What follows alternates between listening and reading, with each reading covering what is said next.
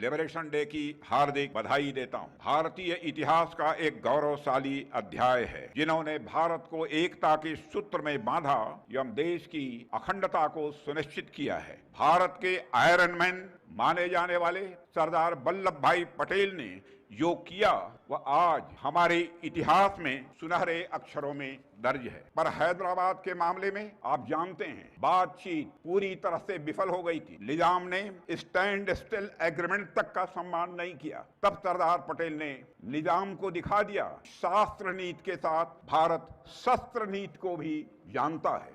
आज 17 सितंबर भारत के इतिहास में एक स्वर्णिम दिन है, जब हैदराबाद रियासत का भारतीय गणराज्य में पूर्ण विलय हुआ था। मित्रों, एक केवल तिथि नहीं है, अभी तो यह उन अग्निपुत्रों को समर्पित एक श्रद्धा का सुमन है, जिन्होंने हैदराबाद की संघर्ष मुक्ति के लिए, हैदराबाद की स्वतंत्रता के लिए संघर्ष किया, बलिदान दिया और भारत की अखंडता की रक्षा की। 15 अगस्त 1947 को जब भारत आजाद हुआ, लेकिन हैदराबाद में निरंकुश निजाम का शासन बना रहा था। निजाम और निजाम के संरक्षण में रजाकारों के आतंक और अत्याचारों से ग्रसित थे और निरंतर दमन के बावजूद भी प्रतिरोध की ज्वाला को और तेज करते रहे।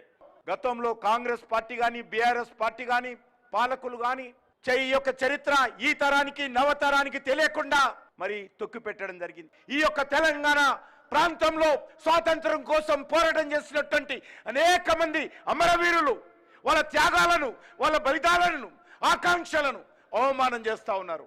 ఇన్ని సంవత్సరాలుగా ఈ యొక్క చరిత్రను, ఈ యొక్క త్యాగాలను, ఈ బలిదానాలను, ఈ వాస్తవాలను తొక్కి పెడతా ఉన్నారని మనం చేస్తా ఉన్నాను।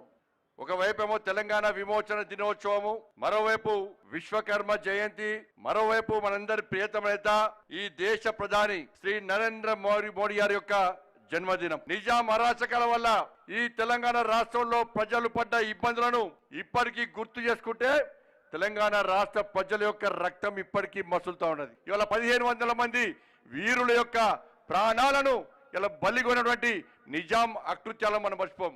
ఈ తెలంగాణ విమోచన నిర్వహించుకునే అర్హత కేవలం భారతీయ జనతా పార్టీకి మాత్రమే ఉందన్న విషయాన్ని గుర్తుంచుకోవాలి। బులెటిన్లో షార్ట్ బ్రేక్